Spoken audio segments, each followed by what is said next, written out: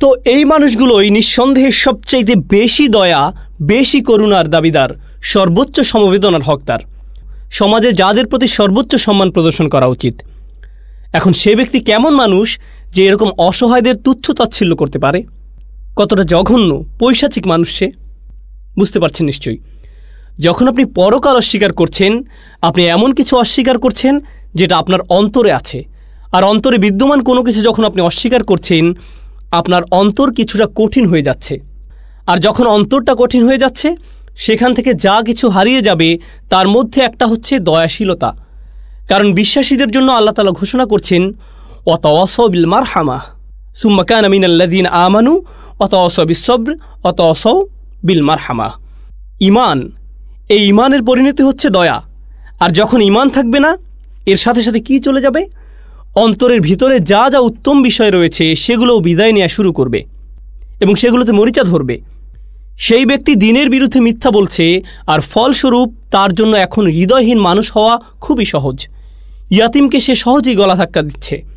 ইয়াদুউল ইয়াতিম, আরবিতে দা শব্দটি দ্বারা বোঝায় কাউকে এমনভাবে ধাক্কা দিয়ে দূরে সরিয়ে দেয়া যাতে সে পাল্টা ধাক্কা দিতে না পারে। আরবিতে ভিন্ন আঘাতের জন্য রয়েছে ভিন্ন শব্দ। দা হচ্ছে কাউকে ভালোভাবে দূরে সরিয়ে দেয়া। দা কাউকে ভীত করার জন্যও ব্যবহৃত হয়। ঘাড় ধরে কাউকে জনসমাবেশ থেকে বের করে দিতে এর প্রয়োগ হয়। বের হয়ে যাও, দরজা থেকে লাথি মেরে বের করে দেওয়ার মতো এরকম আচরণ হয় সে ব্যক্তির ইয়াতিমদের প্রতি। আর হ্যাঁ, জানেন কি, ইয়াতিম হচ্ছে সে যার ব্যাপারে আল্লাহ তাআলা খুবই অনুভূতিপ্রবণ। অনাথ অবস্থার এই ধারণা, আল্লাহ আজ্জা ওয়া জাল্লা এই ব্যাপারে এতই আবেগী। সূরা নিসাতে আমরা ভেবে থাকি এই সূরা নিশ্চয়ই নারীদের নিয়ে আলোচনা করবে, অথচ দেখুন এটা কিভাবে শুরু হচ্ছে। ওয়া আতুল ইয়াতামা আমওয়ালাহুম, ওয়া আতুল ইয়াতামা অর্থাৎ ইয়াতিমরা। রাসূলুল্লাহ সাল্লাল্লাহু আলাইহি সাল্লামকে কোরআনে সতর্ক করা হয়েছে। ফাআম্মাল ইয়াতিমা, প্রথমে ইয়াতিম সম্পর্কে, তারপরে ওয়া আম্মা সাইলা, যে দান সাহায্য চায় তার কথা পরে এসেছে, ইয়াতিম প্রথমে। সুবহানাল্লাহ। আর কুরাইশদের বিপক্ষে সবচাইতে বড় যে অভিযোগ, যেটা এই পারাতেই উল্লেখিত হয়েছে, কাল্লা বাল্লা তুকরিমুন আল ইয়াতিম, তোমরা ইয়াতিমকে তার প্রাপ্য মর্যাদা দাও না, তাদেরকে তাদের প্রাপ্য সম্মান দাও না। কেমন মানুষ তোমরা? তোমাদের উচিত ছিল তাদেরকে সম্মান দেয়া। সেটা তো দূরের কথা, একটা হচ্ছে আমি তাদেরকে প্রাপ্য সম্মান দেই না, আর এখানে আপনি তাদের গলা ধাক্কা দিচ্ছেন। তো একটা সমালোচনা ছিল তারা এতিমদের সম্মান দেয় না, কিন্তু এখানে বিষয়টা সীমা অতিক্রম করে গেছে। এই সূরাতে সিচুয়েশন খুবই নাজুক অবস্থার দিকে গেছে। আল্লাযী ইয়াদউল ইয়াতিম, সে তো সেই ব্যক্তি যে ইয়াতিমকে গলা ধাক্কা দেয়। আবার এই আয়াতে যালিকা শব্দের ব্যবহার হয়েছে, যেখানে হাজা শব্দটির ব্যবহার হতে পারত। হাযাল্লাযী ইয়াদউ, এই সেই ব্যক্তি যে গলা ধাক্কা দেয়, কিন্তু আল্লাহ এখানে বলছেন সে তো সেই ব্যক্তি যে গলা ধাক্কা দেয়। যালিকা হচ্ছে ইসমুল ইশারা লিল বাঈদ, একটি নির্দেশক শব্দ যেটা দূরের কোনো বস্তুকে বোঝায়।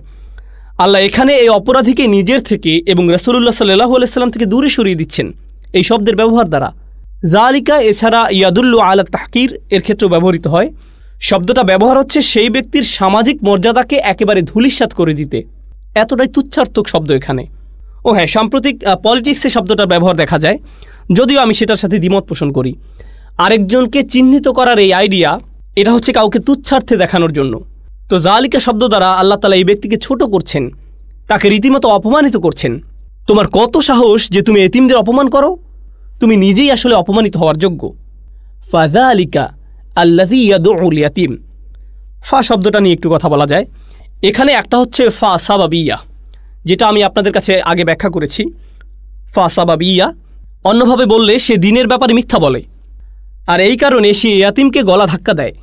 অর্থাৎ এখানে একটা কার্যকরণ ও কর্মফল সম্পর্ক বিদ্যমান। কিন্তু আরেকটা হচ্ছে ফা আতফিয়া, এর দ্বারা বোঝায় সে ব্যক্তি দিনের ব্যাপারে মিথ্যা বলে এবং ইয়াতিমকে গলা ধাক্কা দেয়। অর্থাৎ এই দুটো অন্যায় হচ্ছে একই মুদ্রার দুটি পিঠ। প্রথমটা হচ্ছে আল্লাহ তাআলার বিরুদ্ধে, আর দ্বিতীয়টা হচ্ছে মানবতার বিরুদ্ধে। যখন আপনি আল্লাহর বিরুদ্ধে অন্যায় করছেন, সেটা আপনার পাপী সত্তার কেবল একটা পার্ট। প্রকৃতিগতভাবে অন্য পার্টটি হবে মানবতার বিরুদ্ধে অন্যায়। আর এর বিপরীতটাও সত্য। যদি আপনি মানুষের সাথে অন্যায় করতে থাকেন, এটা শুধু সময়ের ব্যাপার যে আপনি আল্লাহ তাআলার বিরুদ্ধেও করবেন। ন্যাচারাল, দুটি বিষয় হাতে হাত ধরে চলে। ফাযালিকাল্লাযী ইয়াদউল ইয়াতিম, আমরা এটার ব্যাপারেও বলেছি। ইমাম শাওকানি রাহমাহুল্লাহ বলেছেন, যদি সে কাফের হয়, এবং দ্বীনের বিরুদ্ধে মিথ্যা বলে, তাহলে তার অবিশ্বাসী কারণ যে সেই ইয়াতিমকে গলা ধাক্কা দিবে, এটা তার জন্য সহজ, শুধুমাত্র সহজ একটি পরবর্তী ধাপ। এখন এটা রুটিন মাফিক তার জন্য যে আল্লাযী ইউকাযযিবু বিদ্দীনের মধ্যে পড়ে। এই সূরা আমাদেরকে যে শিক্ষাগুলো দেয় তার মধ্যে একটা হলো, যারা পরকাল অস্বীকার করে তাদের জন্য ইয়াতিমদের ধাক্কা দিয়ে তাড়িয়ে দেওয়া একটি সাধারণ আচরণ। তবে এটা একমাত্র অন্যায় আচরণ নয় যেটা সে করে থাকে। এখানে অসংখ্য আরও পাপ কাজ আছে যেগুলো তারা করে, তবে এই সূরাতে কেবল তাদের একটি নির্দিষ্ট অন্যায় ফোকাস করা হচ্ছে, যার মানে এই না যে এটাই তাদের দ্বারা সম্পাদিত একমাত্র খারাপ কাজ। পরকালের অস্বীকার কিংবা আচরণ যা পরকালে অস্বীকার প্রদর্শন করে সেগুলো বিভিন্নভাবে প্রকাশিত হতে পারে, তবে এই সূরাতে যেটা নিয়ে আলোচনা করা হচ্ছে সেটা নিঃসন্দেহে সবচাইতে জঘন্য আচরণের একটি। কেন এটা সবচাইতে জঘন্য? কারণ আল্লাহ ইয়াতিমকে রক্ষা করার ক্ষেত্রে সবচেয়ে বেশি সক্রিয়, আর আমরা এই বিষয়ে ভালোভাবে অবগত, কারণ আমাদের নবী সাল্লাল্লাহু আলাইহি সাল্লাম কানা ইয়াতিমান সাল্লাল্লাহু আলাইহি সাল্লাম, তিনি নিজেও ছিলেন ইয়াতিম। মা'না ইয়াদউ ইয়াদফাউ দাফান বিআনফিন ওয়া জাফওয়া, এটা খুবই শক্তিশালী ভাষায় বলা হচ্ছে। ইয়াদউ এই শব্দের অর্থ দাঁড়ায় হুমকি ও বিদ্বেষের সাথে কাউকে ধাক্কা দেয়া। ইয়াদফাউল ইয়াতিম মানে ইয়াতিমকে তার নিজের অধিকার থেকে গলা ধাক্কা দিয়ে বঞ্চিত করা। এমন না যে কোনো অপরিচিত ব্যক্তি এই ব্যবহার করছে। আপনি রাস্তা দিয়ে হেঁটে যাচ্ছেন, কে জানে আপনি ইয়াতিম না অন্য কিছু, কিন্তু যারা তাকে চেনে, তার পরিবার, প্রতিবেশী, সেসব মানুষ যাদের কাছে সে পরিচিত, যারা জানে যে ইয়াতিমের তাদের উপর অধিকার রয়েছে, তারাই দেখা যাচ্ছে ইয়াতিমকে গলা ধাক্কা দিচ্ছে এবং তাদের অধিকার থেকে বঞ্চিত করছে। সে এসেছে অবশিষ্ট খাবার থেকে একটু নিতে, না তুমি বের হয়ে যাও। তারা এতিমের প্রতি অবিচার করছে, অথচ যে সম্পদ তার নিজের অধিকারের প্রাপ্য। এ বিষয়ে আমরা আরও জানব যখন তোয়ামিল মিসকিন আয়াতটি নিয়ে আলোচনা করব, তখন আরও বোঝা যাবে ইনশাআল্লাহ তাআলা। এখন এই দা শব্দটি এছাড়াও কোরআনে ব্যবহৃত হয়েছে সেসব মানুষদের বোঝাতে যাদেরকে ধাক্কা দিয়ে, শাব্দিক অর্থে ধাক্কা দিয়ে জাহান্নামে নিক্ষেপ করা হবে। ইয়াউমা ইয়াদউনা ইলা নারি জাহান্নামা দা, একই শব্দ, যেদিন তাদেরকে জাহান্নামের আগুনে ধাক্কা দিয়ে নিক্ষেপ করা হবে। শক্তিশালী সে ধাক্কা। আল্লাহ আমাদেরকে ভয়াবহ সে আগুন থেকে রক্ষা করুক। ইমাম শাওকানি রাহমাহুল্লাহ বলেছেন, এরকম অনেকবার উল্লেখিত হয়েছে যে কুরাইশরা হলো এমন কওম ইউআররিসুন, যারা উত্তরাধিকার সম্পদ থেকে শিশু ও নারীদেরকে বঞ্চিত করত, যদিও তারা ছিল সেগুলোর হকদার, কিন্তু কুরাইশরা তাদের তাড়িয়ে দিত। এখন ইয়াদউ শব্দটার আরেকটা উচ্চারণ হচ্ছে ইয়াদউ। ক্লাসিক্যালি এটা দুইভাবে উচ্চারিত হয়। তো ফাযালিকাল্লাযী ইয়াদউল ইয়াতিম এর দ্বারা কি বোঝায়? এর দ্বারা বোঝায় সে ইয়াতিমকে কাছে ডাকে। ক্লাসিক্যাল স্কলাররা যা বুঝেছেন, ইয়াতিমকে ডেকে আনার পর সে তাকে ব্যবহার করে, অপমান করে, তারপর তাকে তাড়িয়ে দেয়। তখনই ডাকে যখন তাকে প্রয়োজন হয়, আর এরপর তাকে দূরে সরিয়ে দেয়। অন্যভাবে বললে সে ইয়াতিমদের চাকর বা দাস হিসেবে ব্যবহার করছে। ইয়াদউ এখানে ডাকা অর্থে প্রয়োগ হয়েছে, চাকর বাকরদেরকে যেভাবে ডাকা হয় সে অর্থে, অর্থাৎ যাকে সম্মান দেওয়া উচিত এবং যার অধিকারের ব্যাপারে তার সচেতন থাকা উচিত ছিল, তাকে সে দাসের থেকে বেশি কিছুই মনে করছে না। আমি আপনাদের সামনে হুবহু লাইন তুলে ধরছি ইনশাআল্লাহ তাআলা। এটা তাফসিরে রাজি থেকে, অর্থাৎ সে শুধু ইয়াতিমকে ডাকে, তাকে খাওয়ায় না, এবং যখন ডাকে শুধু তাকে ব্যবহারের জন্যই ডাকে, অথবা তাকে নিয়ে হাসি ঠাট্টা করার জন্য ডাকে। পরকালকে অস্বীকার আর এর সাথে মানুষের সাথে খারাপ আচরণ, এই দুইটার মধ্যে একটা কানেকশন আছে। এটা কোরআনে এই প্রথমবার উল্লেখিত হচ্ছে না, আমরা এগুলো আগেও পড়েছি। উদাহরণ হিসেবে বলা যায়, ওয়াইলুল লিল মুতাফফিফিন আল্লাযীনা ইযা ইক্তালু আলান নাসি ইস্তাওফুন ওয়া ইযা কালুহুম আও ওয়াজানুহুম ইউখসিরুন, যারা ব্যবসা বাণিজ্যে ধোঁকার আশ্রয় নেয়, যারা একেবারে সামান্য লাভ করার জন্য হলেও মানুষদের ধোঁকা দেয়, এক গ্রামের ভিতরও ছলনা করে, যেভাবেই হোক গ্রাহককে ধোঁকা দিয়েই থাকে, তাদের এরকম আচরণের পরে আল্লাহ বলছেন, আলা ইয়াযুন্নু উলাইকা আন্নাহুম মাবউসুন, তারা কি ভেবেছে যে তাদের কখনো পুনরুত্থান হবে না? অর্থাৎ আল্লাহ তাআলা এই মানুষদের দুনিয়াবি পাপ কাজকে কারেক্ট করেছেন পরকালের উত্থানের সাথে। মানে এই দুটো বিষয়কে আবারও একসাথে হতে দেখা যাচ্ছে। একইভাবে সূরা আলাকে কাল্লা ইন্নাল ইনসানা লা ইয়াতগা, না, মানুষরা আসলেই বিদ্রোহ করতে চায়। কেন বিদ্রোহ করতে চায়? আর রাআহু ইস্তাগনা, সে কি ভাবে যে তার কোনো কিছুরই প্রয়োজন নেই। ইন্না ইলা রাব্বিকা আর রুজআ, তোমাকে তো তোমার রবের নিকট ফিরতেই হবে। তো বিদ্রোহ এটা কোথা থেকে মাথায় আসলো? সেই ধারণা থেকে যে আমার আর পুনরুত্থান হবে না। সেই দুটো বিষয় আবারও এখানে একত্রিত হলো। আরও একটি উদাহরণ দেখুন, ফাআম্মা মান আ'তা ওয়াত্তাকা, সেই ব্যক্তি যে দান করে, এই সূরা হচ্ছে তার জন্য যে দান করে না, কিন্তু যে দান করে আর তার মধ্যে আছে তাকওয়া। ওয়াসাদ্দাকা বিল হুসনা, সে সত্য মেনে নিয়েছে, সর্বোচ্চ সুন্দর বিষয়টার সত্যায়ন সে করেছে, যেটা যথার্থ। এই ইসলাম। অন্যদিকে ওয়া আম্মা মান বাখিলা ওয়াস্তাগনা, যার মন সংকীর্ণ এবং যে ভাবে যে তার অন্য কাউকে প্রয়োজন নেই, সে নিজেকে প্রয়োজনের ঊর্ধ্বে মনে করে। ওয়া কাযযাবা বিল হুসনা, সেই চমৎকার সত্যের বিরুদ্ধে মিথ্যা বলে। অর্থাৎ এই দুটো বিষয় কোরআনে বারবার একত্রিত করা হয়েছে বিভিন্ন জায়গায়। এখন আমরা সামনের দিকে এগিয়ে যাব। ইন্টারেস্টিং একটা পরিবর্তন আসছে, ওয়ালা ইয়াহুদ্দু আলা তাআমিল মিসকিন। এটা আগেও বলেছি যে আয়াতগুলো সরাসরি কুরাইশদের উপর আঘাত, কিন্তু এই আয়াতটি বিশেষ করে কুরাইশ লিডারদের উপর সর্বোচ্চ পর্যায়ের আঘাত। এই আয়াত ওয়ালা ইয়াহুদ্দু আলা তাআমিল মিসকিন সাধারণভাবে অনুবাদ করা হয়, সে গরিব মিসকিনদের খাবার প্রদানে উৎসাহ দান করে না। সাধারণ অনুবাদ এইভাবেই হয়। এখানে কিছু বিষয় আছে। আগের আয়াতগুলোয় আমরা তাদের পার্সোনাল জীবন সম্পর্কে আলোচনা করেছি। তারা তাদের নিজেদের ফ্যামিলি কিংবা গোত্রের ভিতরে অন্যায় করেছিল। কাদের উপর? ইয়াতিমদের উপর। এটা তাদের ব্যক্তিগত বিষয়, কিন্তু এরা ছিল সমাজের মহাজন, সমাজের মাথা, যাদের উপর সমাজ নির্ভর করে। পাবলিক লাইফে তারা এমনই ছিল। ব্যক্তিগত জীবনে তাদের দুর্নীতি হচ্ছে ফাযালিকাল্লাযী ইয়াদউল ইয়াতিম, কিন্তু পাবলিক লাইফে সমাজের বিভিন্ন বিষয় যেমন দারিদ্রতা, বাসস্থানের সমস্যা ইত্যাদি, যেগুলো লিডারদেরকে সমাধান করতে হয়, এবং লিডারদেরকে অবশ্যই সেক্ষেত্রে তাদের সামনে থেকে লড়াই চালাতে হয়। তাদের স্লোগান থাকা উচিত, আমাদের সমাজের বাসস্থান সমস্যা, খাদ্যাভাবের সমস্যা, আরও যা যা আছে ইত্যাদি ইত্যাদি। সামাজিক সেবা বলতে যেগুলোকে বোঝায়, সহজ ভাষায় সমাজকে সেবা করা। কিন্তু তারা যদি হয় পলিটিশিয়ান, যেমনটা তারা ছিল, দুর্নীতিতে পরিপূর্ণ, তাহলে যাদের খুবই প্রয়োজন তাদের সেবা দেওয়ার পরিবর্তে এরা আরও লুটপাটের সেবা প্রয়োগ করে। তাদের ব্যবহার উল্টো হয়ে যায়।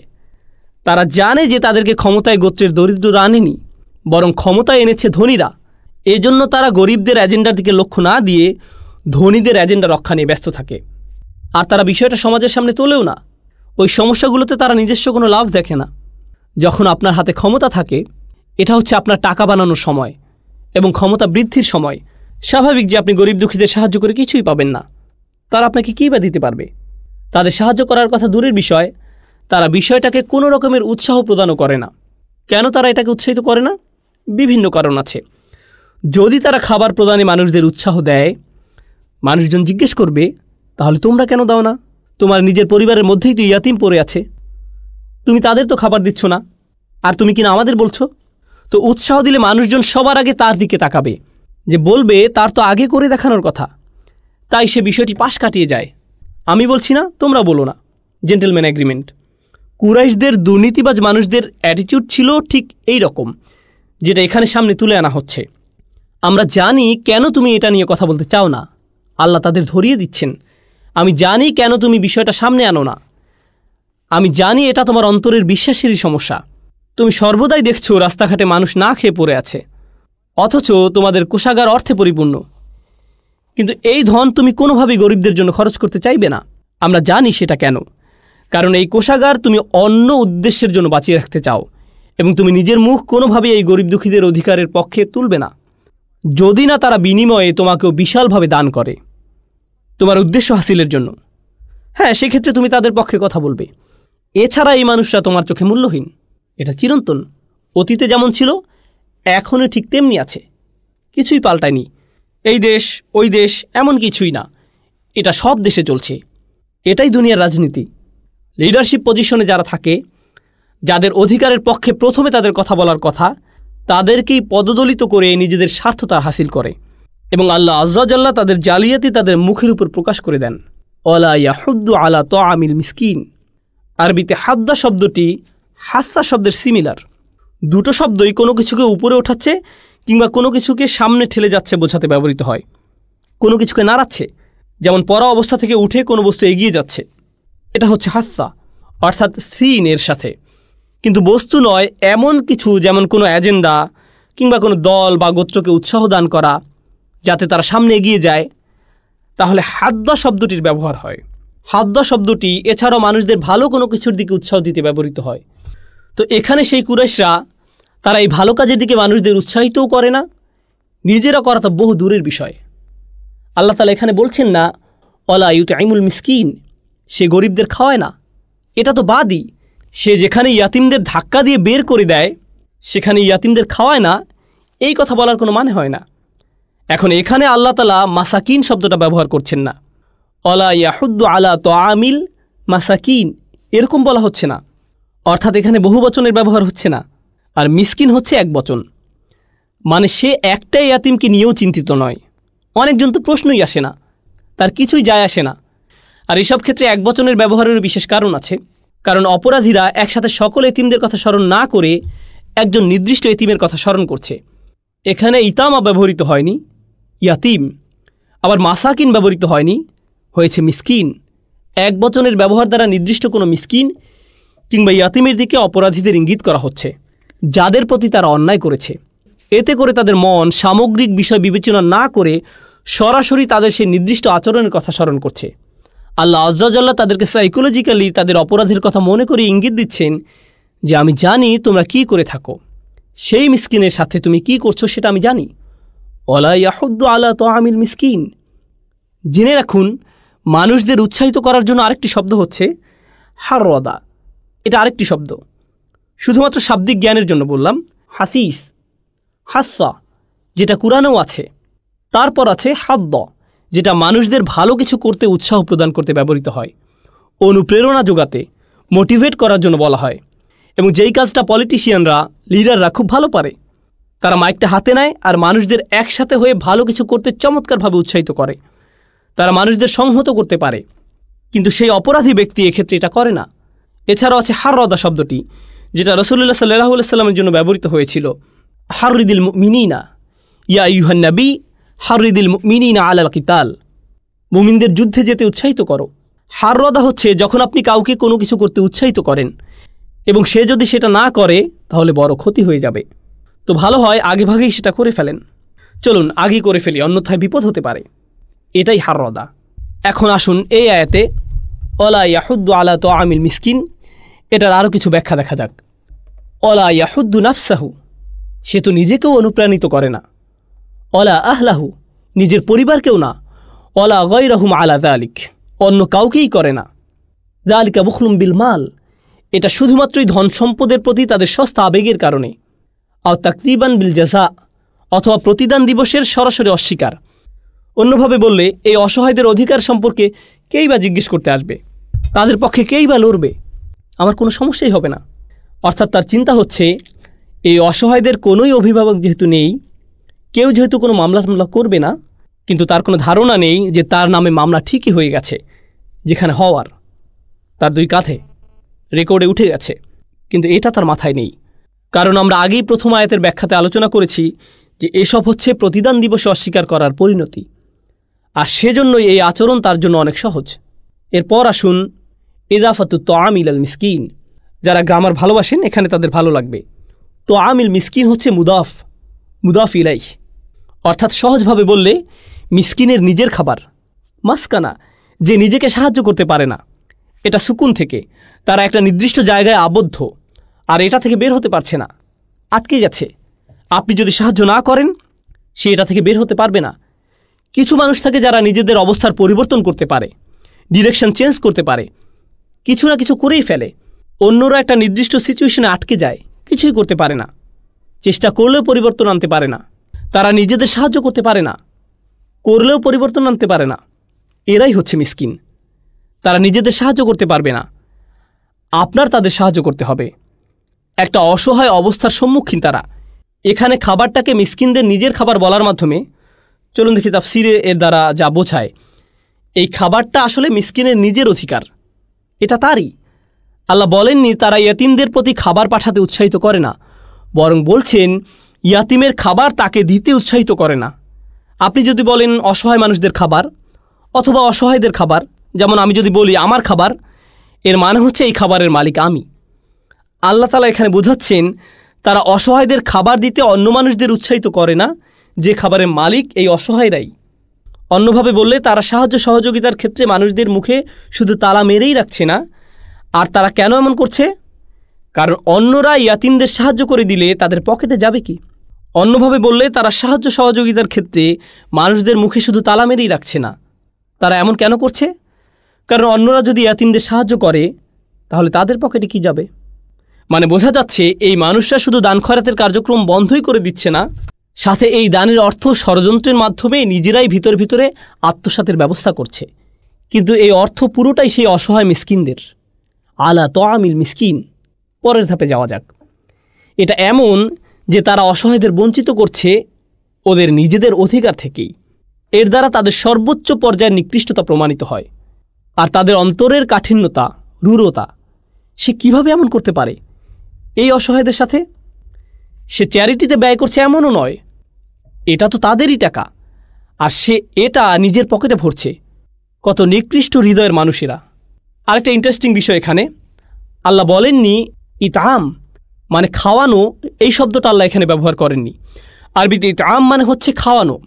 ইংরেজিতে, বাংলায় অনেকে এটা সহজ অনুবাদ করেন, এবং সে অসহায়দের খাওয়াতে উৎসাহিত করে না, কিংবা সে গরিবদের খাওয়ানোতে উৎসাহ প্রদান করে না। যদি আসলেই আয়াতে খাওয়ানো শব্দটি থাকতো তাহলে ইতআম শব্দটি ব্যবহৃত হতো, কিন্তু এখানে ইতআম নয় বরং তোয়াম শব্দটি ব্যবহৃত হয়েছে। দুটোর মধ্যে পার্থক্য কি? তোয়াম শব্দের অর্থ হচ্ছে খাবার। যখন আপনি বলছেন খাওয়ানো, বিষয়টি খুবই সাধারণ হয়ে যাচ্ছে, কিন্তু যখন আপনি বলছেন খাবার, তখন আপনি এমন কিছু বোঝাচ্ছেন যেটা আগে থেকেই তাদের নিজেদের ছিল। ইতআম বলতে কার্যক্রমটাকে বোঝায়, আর আপনি কাউকে খাওয়াচ্ছেন এর মানে এটা হয় না যে এই খাদ্য তাদের নিজেদের। আমি আপনাকে খাওয়াচ্ছি মানে এই খাবার আমার ছিল, এখন আপনাকে দিচ্ছি। কিন্তু আমি যদি আপনাকে খাবার দেই, আপনার খাবার, তার মানে সেই খাবার আপনার নিজেরই ছিল। তাই তোয়াম শব্দটা এখানে আসলে ইম্পর্ট্যান্ট। সুবহানাল্লাহ। সেই খাবার যেটার মালিক এই ইয়াতিমরাই। এর দ্বারা তো ইয়াতিমদের অধিকারের পক্ষে কথা বলার জন্য কাউকে উৎসাহিত করে না, যে অধিকার তাদের আগে থেকেই প্রাপ্য। আচ্ছা, এরপর আল্লাহ আযজা ওয়া জাল্লা মানুষদের নিকৃষ্ট জঘন্য অবস্থার বর্ণনার পর আল্লাহ তাআলা দৃশ্যপটের হঠাৎ পরিবর্তন ঘটালেন এবং তাদের ব্যাপারে কথা বলা শুরু করলেন যারা নামাজ পড়ে। ফাওয়াইলুল লিল মুসাল্লিন। আপনারা অবশ্যই জানেন মুসল্লি কাদের বলে? যারা নামাজ পড়ে তাদের। হঠাৎ করে এই বিষয়বস্তু পরিবর্তিত হয়ে গেল। আপনাদের মনে আছে হয়তো আমি এই সূরাতে দুটি ভিন্ন গ্রুপের কথা বলেছিলাম, তবে সাথে এটাও বলেছিলাম যে আলোচনা সমালোচনার পরে আমরা বুঝব যে আসলে গ্রুপ একটাই। প্রথমে আমরা যেটি বেশি জনপ্রিয় মত, অর্থাৎ এই সূরাতে দুইটি গ্রুপের কথা বলা হয়েছে বলে যারা মন্তব্য করেন তাদের যুক্তি নিয়ে ব্যাখ্যা আলোচনা করব। আয-যাম ওয়াত তাওবীখ এই আয়াতে, এর পরের আয়াতে ফাওয়াইলুল লিল মুসাল্লিন, তারপর পরিণতিস্বরূপ সর্বোচ্চ পর্যায়ের ধ্বংস এবং অভিশপ্ত অবস্থা ওয়াইল। আমরা ওয়াইল শব্দটি নিয়ে দীর্ঘ আলোচনা করেছি। কোথায়? ওয়াইলুল লিকুল্লি হুমাযাতিল লুমাযাহ, মনে আছে? ফাওয়াইলুল ইয়াউমাইযিল লিল মুকাদ্দিবিন। এই আয়াত খুবই শক্তিশালী, কারণ আল্লাহ এখানে ফাওয়াইলুল লিল মুসাল্লিন, ভয়াবহ ধ্বংস আপতিত হবে তাদের উপর যারা নামাজ পড়ে সেই বিশেষ দিনে। কোন বিশেষ দিনে? যেদিন বিচার হবে, যে বিচার দিবস তারা প্রথম আয়াতে অস্বীকার করেছে। আসলে না, এখানের আয়াতে আল্লাহ বলছেন এটা অলরেডি হয়ে গেছে। এখানে কোনো ইয়াউমাইদিন নেই, সেই বিশেষ দিনের উল্লেখ নেই। এখানে বলা হচ্ছে তারা ইতিমধ্যেই ধ্বংসে পতিত হয়েছে, অর্থাৎ এখনই এটা তাদের মাথার উপর ঘুরছে। মানে আল্লাহ তাদের তাৎক্ষণিকভাবে আতঙ্কিত করছেন, যেখানে অন্য সব জায়গায় আল্লাহ তাআলার বর্ণনা ভঙ্গি ভিন্ন। ফাওয়াইলুল ইয়াউমাইদিন লিল মুকাদ্দিবিন, কিন্তু এখানে ওয়াইলুল লিল মুসাল্লিন, ইয়াউমাইদিন লিল মুসাল্লিন নয়। তারা এখন এই মুহূর্তেই ধ্বংসের সামনে দাঁড়ানো। বলা যায় আল্লাহর ক্রোধ মুহূর্তেই তাদের উপর আপতিত হওয়ার জন্য প্রস্তুত।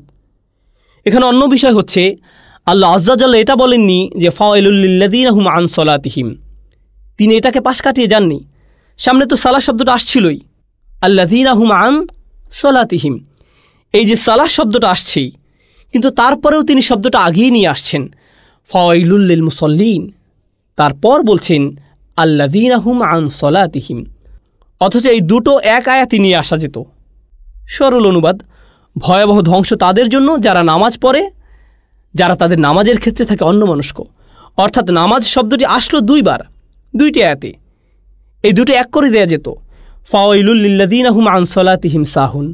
তারপর ভয়াবহ ধ্বংস তাদের জন্য যারা যখন নামাজ পড়ে তখন অন্যমনস্ক থাকে। এভাবে করা যেত, নামাজরত মানুষদের আলাদাভাবে দুই আয়াতে উল্লেখ না করে। তাহলে আল্লাহ যেভাবে করেছেন সেটাতে সুবিধা কি? বিভিন্ন ফায়দা আছে। সবচাইতে গুরুত্বপূর্ণ একটা সুবিধা হলো, যেটা আমাদের অবশ্যই উল্লেখ করা উচিত, যখন আমরা বলি ফাওয়াইলুল লিল মুসাল্লিন, ভয়াবহ ধ্বংস তাদের উপর যারা নামাজ পড়ে। যে কোনো মানুষ যে নামাজ পড়ে তারা সতর্ক হয়ে যায়। যে কোনো ব্যক্তি যে নামাজ পড়ে সে চিন্তায় পড়ে যায়, এটা কি আমাকে বলা হচ্ছে? এই আয়াত প্রত্যেক মানুষ যারা নামাজ পড়ে আতঙ্কিত হওয়ার জন্য যথেষ্ট। আর আপনারা হয়তো জানেন না, ক্লাসিক্যাল সেন্সে যখন নামাজের কথা বলা হয় তখন সেটা শুধু মুসলিমদের নামাজকে বোঝায় না, এটা সকল প্রার্থনাকে বোঝায়। আর যদি মুসলিমও হয়, আল্লাহ বলছেন মুসল্লিন, আল্লাহ বলছেন না আল কাফিরিন আল মুনাফিকিন, সেভাবে উল্লেখ সহজেই বোঝা যেত। আল্লাহ বলছেন মুসল্লিন। এশার সালাতটাতে আমরাই মুসল্লিন ছিলাম, মানে অবশ্যই আমাদেরকেও আতঙ্কে থাকতে হবে যখন আমরা এই আয়াতটা শুনব। এবং আল্লাহ যে এখানে থেমে গেছেন, এই আয়াতে কন্টিনিউ না করে লিয়াদ্দাব্বারু আয়াতিহি, যাতে তারা তার আয়াত নিয়ে ভাবনা চিন্তা করতে পারে। আমরা জানি এবং আমাদের শেখানো হয় যে এই আয়াতে আমরা থেমে যেতে পারবো না। নামাজে এই আয়াত তেলাওয়াত করলে আমাদের এটা পরবর্তী আয়াতের সাথে মিলিয়ে পড়ে যেতে হবে যাতে অর্থ পরিপূর্ণ হয়। কিন্তু এটাও সত্য যে আয়াতটি আল্লাহ এখানে শেষ করছেন এবং নিশ্চয়ই সেটাতে উপকারিতা আছে। আর সেটা হচ্ছে ভালো করে ভেবে নাও, এর পরের আয়াত আমাকে নিয়েও হতে পারে, কারণ আমিও মুসল্লি, আমিও তাদের একজন যারা নামাজ পড়ে। এবং এখানে তাফসীরের আলোচনা শুরু হয় এই আয়াত কি মুনাফিকদের নিয়ে আলোচনা করছে কিনা, যারা কপটতার জন্য পরিচিত। আল্লাহ আমাদেরকে এমন হওয়া থেকে রক্ষা করুন। আচ্ছা, প্রথম মূল সমস্যাটা যেটা হয় যখন আমরা এই আয়াতগুলো আলাদা আলাদা গ্রুপ বিবেচনা করি, সেটা হচ্ছে এই আয়াতগুলোর সাথে আগের আয়াতগুলোর কানেকশন। ইমাম রাজি রাহমাহুল্লাহ বলেছেন তার তাফসিরে কাবীরে, তিনি বলছেন আল্লাহর সৃষ্টিকে কষ্ট দেয়া এবং তাদের ক্ষুদ্র থেকে ক্ষুদ্র সেবাদান থেকে দূরে থাকা, যেটাকে আসলে সেবা বলা যায় না, তাদের নিজেদের অধিকার, এটাই হচ্ছে সৃষ্টির বিরুদ্ধে করা অপরাধ। আর যখন আপনি সৃষ্টির সাথে অন্যায় করছেন তখন এটা স্বাভাবিক যে সময়ের সাথে সাথে আপনি সৃষ্টিকর্তার সাথেও একই কাজ করবেন, অর্থাৎ তার ব্যক্তিত্বের অপর অংশ এখান থেকে বোঝা যাচ্ছে। এটা হচ্ছে মানুষদের অধিকারের লঙ্ঘন। একটা হচ্ছে মানুষদের অধিকারের লঙ্ঘন, আর একটা হচ্ছে সৃষ্টিকর্তার অধিকারের লঙ্ঘন। আর আপনি সৃষ্টিকর্তার সাথে এমন করছেন যেটা শুধু তখনই সম্ভব যখন আপনার প্রার্থনা শুরু থেকেই অন্তঃসার শূন্য। এটা হচ্ছে আরেকটা ফলাফল যা এখান থেকে বোঝা যায়। এরকমই যদি হয় আপনার ব্যবহার গরিব দুঃখীদের সাথে, তাহলে বুঝে নিন যে আপনি হচ্ছেন সবচাইতে খারাপ মুসল্লিদের একজন। আপনার নামাজ দ্বারা কোনো ফায়দা নেই এইভাবে হলে, এর থেকে ভালো কিছুই আশা করা যায় না। শুধু এটুকু বলা যায় যে আপনি হয়তো ভালো কার্ডিওভাস্কুলার এক্সারসাইজ করছেন। ক্বালা আলাইসা ইন্নাস সালাতা তানহা আনিল ফাহশাই ওয়াল মুনকার, আল্লাহ বলছেন এটা কি এমন হওয়ার কথা না যে নামাজ তোমাদেরকে অশ্লীলতা ও পাপ কাজ থেকে দূরে রাখবে? এই সূরাটি কি অন্যায় পাপ কাজের বিবরণ দিয়ে শুরু হয়নি? এগুলো নিঃসন্দেহে পাপাচার। কিভাবে এই মানুষজন যারা মুসল্লিন, এখানে এমনকি আল্লাহ তাআলা আল্লাযী ইউসাল্লুন, যারা নামাজ পড়ে, এভাবে বলেননি, বলেছেন আল মুসল্লিন, যারা সব সময় নামাজ পড়ে, অর্থাৎ নামাজে সর্বদাই উপস্থিত থাকে। আর এটাও লক্ষ্য করুন, এখানে এক বচন থেকে বহু বচনে চলে যাওয়া হচ্ছে। আল্লাযী, আরাআইতাল্লাযী, আল্লাহ বলেননি আরাআইতাল্লাযী ইউকাযযিবু বিদ্দীন ফাউলাইকাল্লাযীনা ইয়াদউল ইয়াতীম। মানে ব্যবহৃত শব্দগুলো বহু বচন নয়, ছিল এক বচন, কিন্তু হঠাৎ এখানে কি হলো? বহু বচন। তাৎক্ষণিকভাবে এটা বহু বচনে রূপান্তরিত হয়ে গেল যখন বলা হলো মুসল্লিন। কেন জানেন? কারণ এই মানুষরা যেমন ছিল, তারা গোপনে নামাজ পড়ার লোক ছিল না, তারা মানুষজনদের সাথে পাবলিকলি নামাজ পড়ত। হ্যাঁ, জনসম্মুখেই। কেন তারা পাবলিকলি নামাজ পড়ত? আল্লাহ আমাদের এই বিষয়ে জানাচ্ছেন এই সূরাতেই, সামনে আসছে। তারা নামাজ পড়ে কী কারণে? মানুষদের দেখানোর জন্য। আর আপনি যখন আপনার নামাজ মানুষদের দেখানোর জন্য পড়ছেন, নিশ্চয়ই সেটা ঘরে করবেন না। হ্যাঁ, সেটা আপনি ঘরে করবেন না, আপনার মানুষের সামনে গিয়েই পড়তে হবে। আচ্ছা, মনে করে দেখুন কার কথা বলা হচ্ছিল এখানে? কার জারিজুরি ফাঁস করা হচ্ছিল? কুরাইশদের। মনে আছে তো? আমরা দেখব এটার গুরুত্ব কি, কেন তাদের নামাজগুলো এত গুরুত্বপূর্ণ, আর এটা কোন নামাজ যেটার কথা বলা হচ্ছে। এখন চলুন এখন এই আলোচনার দিকে চলে যাই। একটা মত অনুসারে এই বর্ণনাটি করা হয়েছে মুনাফিকদের জন্য। তবে পুরোপুরি এই আলোচনায় প্রবেশের আগে আমি আপনাদের ওয়াইল শব্দটার সাথে পরিচয় করিয়ে দিতে চাই। অর্থ হচ্ছে নিকৃষ্ট রকমের ধ্বংস। এটা কোরআনে কোথায় ব্যবহৃত হয়েছে? আমরা এটা খুবই জঘন্য মানুষদের জন্য ব্যবহৃত হতে দেখেছি। ওয়াইলুল লিকুল্লি হুমাজাতিল লুমাসাহ। আর সেগুলো মানুষদের সাথে করা অন্যায় ছিল, ঠিক কিনা? আর এখন সেই একই ওয়াইল শব্দটার ব্যবহার হচ্ছে আল্লাহর সাথে করা অন্যায়ের ক্ষেত্রে। কারণ আল্লাহ ছাড়া অন্য কারোর জন্য যখন আপনি প্রার্থনা করছেন, সেটা আল্লাহর সাথে অন্যায় হয়ে যাচ্ছে। একটা অয়েল যখন মানুষরা অন্য মানুষদের সাথে অন্যায় করে তখন আসছে, আরেকটা অয়েল যখন মানুষরা আল্লাহর সাথে অন্যায় করে তখন আসছে। তারপর আল্লাহ আযজা ওয়া জাল্লা বলছেন, ফাওয়াইলুল লাহুম মিম্মা কাতাবাত আইদিহিম। বনী ইসরাইলদের সম্পর্কে আল্লাহ তাআলা এই আয়াতে বলছেন, ওয়াইল হচ্ছে তাদের জন্য যারা নিজের হাতে কিতাব লেখে আর দাবি করে যে এটা আল্লাহর কিতাব। আল্লাহ এই অপরাধের জন্য শাস্তি নির্ধারণ করেছেন, ওয়াইল। এছাড়াও আমরা দেখি এমন মানুষজন যারা ব্যবসাতে ধোঁকার আশ্রয় নেয়, ওয়াইলুল লিল মুতাফফিফিন। এরা খুবই জঘন্য অপরাধী। আর এই অপরাধীদের লিস্টে এখন কাদেরকে দেখা যাচ্ছে? যারা নামাজ পড়ে। তাহলে চিন্তা করে দেখুন, আপনি যদি নামাজ নিয়ে গণ্ডগোল করে থাকেন তাহলে এটা কত ভয়ঙ্কর হতে পারে। এই যে ভুলগুলো যেগুলো মানুষরা নামাজে করছে, এই অপরাধ যেগুলো নামাজে হচ্ছে, এটা অপরাধ হিসাবে এতটাই ভারী যে আল্লাহ এটাকে হুমাজাতিল লুমাজা, যারা নিজেরা কিতাব লেখে আল্লাহর নামে চালায়, ব্যবসায়ী যারা মানুষদের সাথে ধোঁকাবাজি করে, তাদের সাথে তুলনা করছেন। সুবহানাল্লাহ, এতটাই গভীর এই অপরাধ আল্লাহর কাছে। এই হচ্ছে এই আয়াতের অবস্থা অন্য আয়াতগুলোর পরিপ্রেক্ষিতে। তো দুইটা মত আমরা জানি এই সূরা সম্পর্কে। চলুন দুটো পয়েন্টই ভালো করে দেখে নেওয়া যাক। প্রথমটি বলছে এই আয়াত মুনাফিকদের সম্পর্কে নাজিল হয়েছে। এক্ষেত্রে আলেমদের মত হচ্ছে সূরার বাকি অংশ মাদানী, অর্থাৎ বাকিটুকু। কিন্তু অন্য মতের অনুসারীরা বলছেন, আমরা কিভাবে বুঝবো এটার বাকি অংশ একই গ্রুপের কথা বলছে? আমি আপনাদের একটু অতীত ইতিহাসে নিয়ে যেতে চাই। ইব্রাহিম আলাইহিসসালাম শহরে বসতি স্থাপনের পর বললেন, রব্বি ইন্নি আসকানতু মিন যুররিয়াতি বিওয়াদিন গায়রিন জি যারইন ইনদা বাইতিকাল মুহাররম। আমার রব, নিশ্চয়ই আমি আমার পরিবারকে এক অনুর্বর উপত্যকায় আপনার পবিত্র ঘরের সান্নিধ্যে রেখে এসেছি।